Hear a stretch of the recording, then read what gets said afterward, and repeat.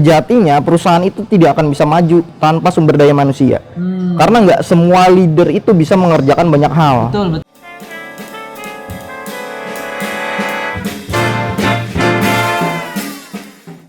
Halo Money Friends, welcome back again to our YouTube channel Money Entertainment.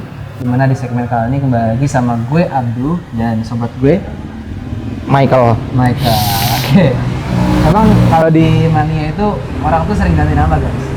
Emang Kadang kalau si Fauzan jadi Jameson, Naval jadi Michael. Biasa itu sering terjadi. Jameson alkohol aja. Ya kan bukan emang dari itu nama lu ya? ya. Udah sekalian Amer. Nama ini nama kecil. Bagus. Nama keren. Bagus. Nah, di segmen kali ini kita mau ngobrol-ngobrol tentang dunia perkaryawanan lah gitu. Dunia apa sih bahasa kerennya karyawan tuh? Bahasa perkorporetan. Korporetan. Korporetan. Karyawan tuh disebut apa sih kalau misalnya di dunia korporat tuh? Karyawan itu disebut sumber daya manusia yang bisa benar. memajukan suatu perusahaan. Itu loh. Keren. Jadi kerennya SDM lah gitu ya. jadi nggak selalu corporate itu karyawan itu berdasarkan dengan prinsip budak karyawan budak korporat, bukan, tapi kan itu untuk mensejahterakan kita juga siap. Supaya kita bisa nafkahin keluarga di rumah atau gimana, bisa ngebantu orang-orang di sekeliling. Memang kan alurnya itu kan dari perusahaan itu kan memberikan uang kepada karyawannya, karyawan akhirnya bisa menghidupi keluarga. Benar. Duitnya itu ngalir ke entitas terkecil lah gitu dalam suatu kelompok atau lingkungan dalam bermasyarakat. Nah, jadi Kak Noval, kita langsung aja masuk ke topik nih. Oke.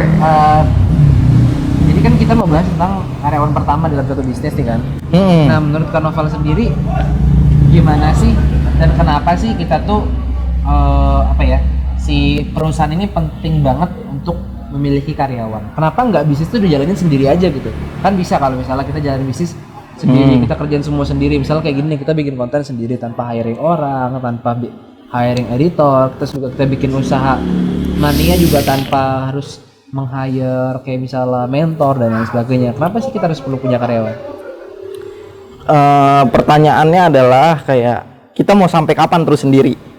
Sedangkan kita di Mania yang akhirnya berujung sebagai chief ataupun komisaris, yang urusannya itu bukan kita harus lagi nge-mentor, tapi banyak urusan-urusan di sana kayak menjalin silaturahmi sama perusahaan-perusahaan besar atau mendapatkan sebuah partnership gitu. Jadi kita mikirin hal yang lebih besar ke depan. Lebih besar untuk kalau kalian tahu sebagai leader itu emang kan sistem sifatnya itu ngebuat plan gitu kan.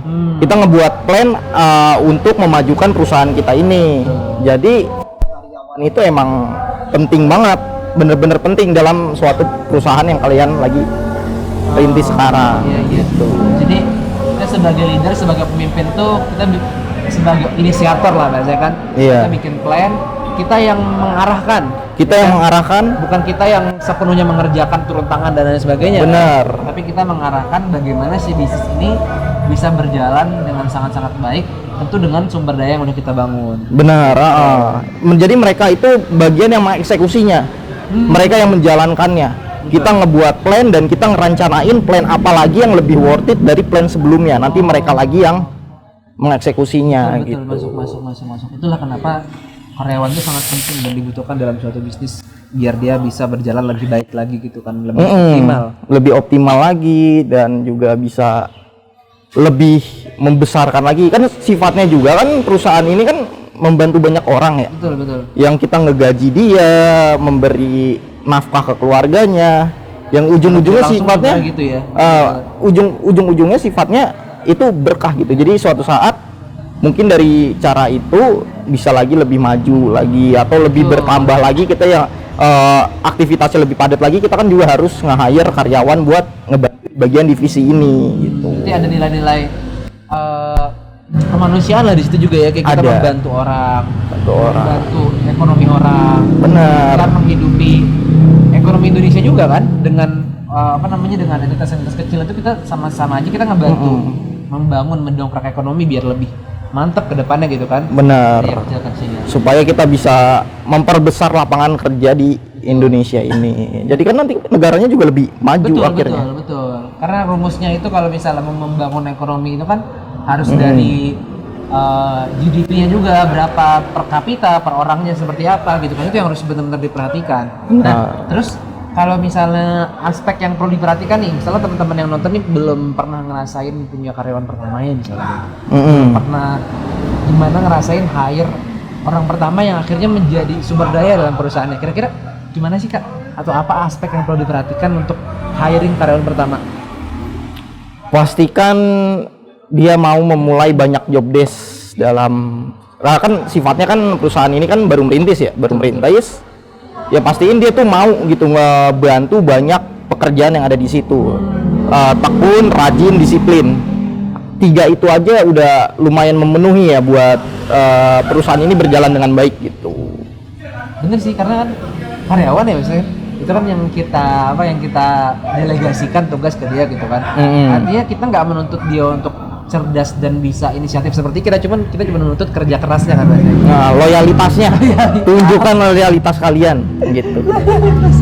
Insya Allah juga kalau loyalitas kalian besar, soft skill kalian besar di situ, wah mau kemanapun juga pasti akhirnya dipercaya sama bos gitu, dipercaya banyak pekerjaan yang akhirnya nanti ujung-ujungnya bisa jadi direktur, nggak tahu kita. Betul. Jadi untuk menghire karyawan pertama itu kita lihat dari segi yang tadi 3 tadi ya, disiplin, tekun, rajin dan mau melaksanakan job desk sesuai dengan yang udah ditentukan gitu. Benar. Intinya gitu sih.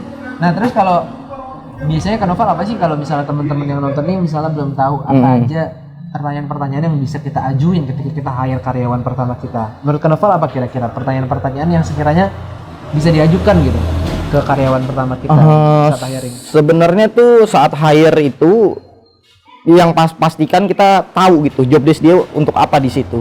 Pastikan tahu. Contoh kayak graphic designer lah. Kita nge-hire seorang graphic designer gitu. Pastikan pertanyaan itu relate dengan apa yang sedang kita butuhkan di perusahaan kita gitu. Contohnya kayak dia bisa nggak bikin suatu company profile lah, contoh suatu company profile yang cukup menarik dan nge-guide banyak klien gitu. Oke, ngerti.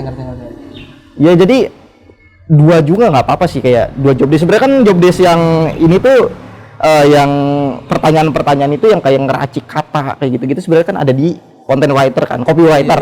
Harusnya ada di copywriter. Tapi kalau kalian masih perusahaannya masih ibarat tuh masih sedang gitu, masih cash flow-nya tuh kurang untuk menambah banyak orang, ya 2 job desk itu bisa kita iniin. Betul. Kita masukin ke dalam dia. Artinya gitu. Jangan asal hire orang tanpa sesuai dengan apa yang kita butuhkan di perusahaan kita gitu ya. Benar. Jadi cek dulu apakah dia benar-benar proper untuk ngisi bagian yang emang lagi dibutuhkan. Soalnya kan emang terjadi di beberapa case gitu. Ini nggak terlalu dibutuhkan yang akhirnya nanti ujung-ujungnya orang ini kan akan di layoff juga. Benar. Akhirnya malah cuman mengikis pengeluaran mungkin dari suatu perusahaan gitu kan, karena tidak benar-benar dibutuhkan seperti itu kan. Jadi kita harus benar-benar lihat efisiensinya juga ya. Iya, kita harus lihat cash flow keuangan kita di perusahaan kita tuh kayak gimana. Itu paling utama sih. Itu paling utama yang harus kita pikirin gitu. Betul, setuju. Terus Kak Noval, misalnya kita udah punya karyawan nih kan. Kita udah punya 50 karyawan gitu. Nah, di posisinya sedang ada Covid nih misalnya Kak Noval, agak ada masalah ekonomi yang besar gitu. Yang mengharuskan kita harus lay off, kita harus PHK karyawan kita harus memberhentikan karyawan. Kira-kira gimana sih Kak Noval cara kita untuk memberhentikan karyawan dengan caranya Kak Noval itu gimana? Biar teman-teman juga tahu misalnya, in case teman-teman lagi ngalamin hal yang seperti itu, kira-kira gimana? Sebenarnya ada 2 cara di situ. Kayak kalau kita mau memikirkan para karyawan ini, coba kita jual investasi kita, aset-aset kantor kita ke investor semuanya. Jadi kita mencari investor lagi gitu. Dan yang kedua ini lebih kurang manusiawi sih sebenarnya. Kayak kita nyari siapa karyawan yang paling rajin, paling telaten, paling detail. Nah itu yang kita pertahankan. Sisanya yang kayak males-malesan atau gimana udah itu lay off aja.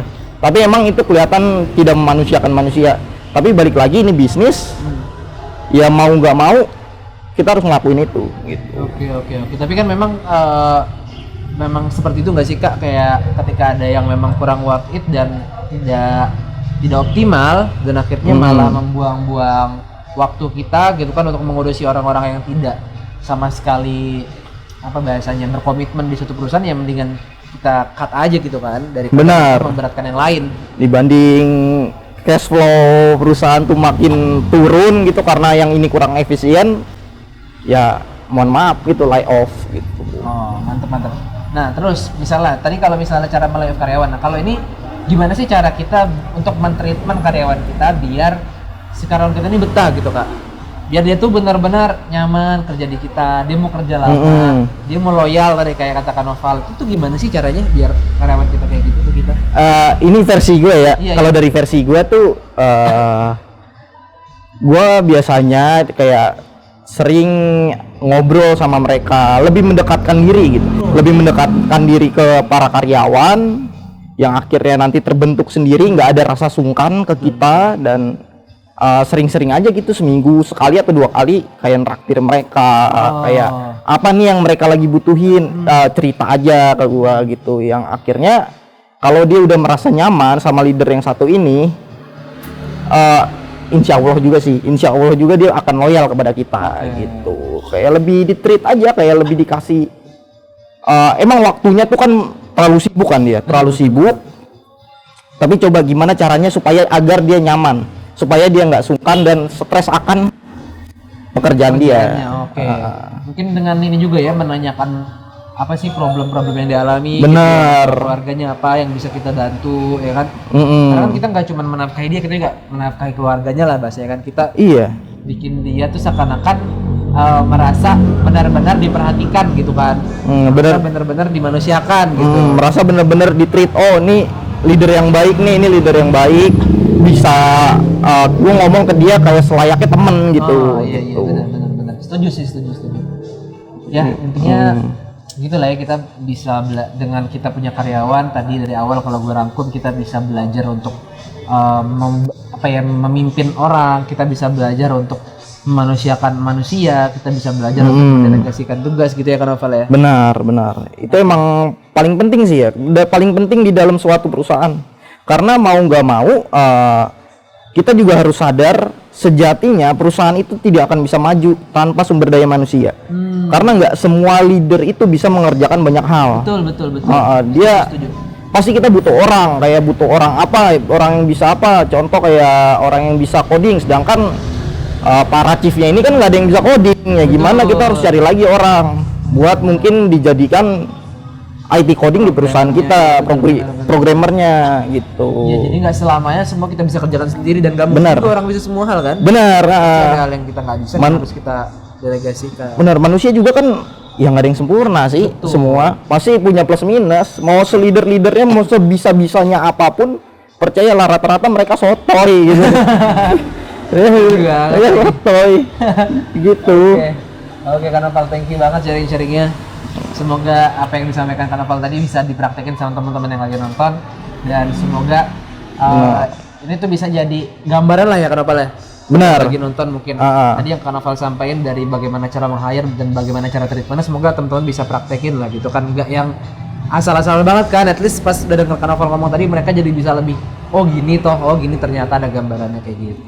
Mungkin nextnya nanti kita bahas kayak sistem yang ada di perusahaan kali ya. Sistemnya apa gitu. Kalau mereka suka sih sama video-video kayak gini. Harus suka dong. Harus suka sih. Pinter ya kan. Siapa tahu kan yang banyak di luar sana yang lagi pengen nih ngebuka suatu perusahaan, tapi mereka bingung gitu. Mereka bingung harus mulai dari mana, sistem apa sih yang harus dibuat di sana, apa aja gitu. Gimana cara memilih karyawan yang benar-benar bagus gitu. 10 pertama itu menentukan menentukan perusahaan itu maju atau enggak gitu. Intinya 10 pertamanya kalau misalnya oke, kedepannya pasti udah kebangun budaya perusahaannya ya. Pasti lancar. Kalau kita udah dapet 10 itu yang loyal, percayalah perusahaan kalian bakalan maju. Nice. 10 karyawan pertama sangat krusial dan menentukan kedepannya gimana. Benar. Oke, thank you banget Kak Noval sharing-sharingnya. Oke. Semoga Kak Novel sehat selalu dan bisa sharing-sharing lagi di sini sama kita. Mantap. Oke. And terima kasih teman-teman yang udah nonton. Jangan lupa untuk like, comment, share dan juga subscribe konten-konten dari Mania Entertainment. Semoga konten ini bisa menjadi manfaat untuk teman-teman semuanya. And goodbye, see you guys in the next video.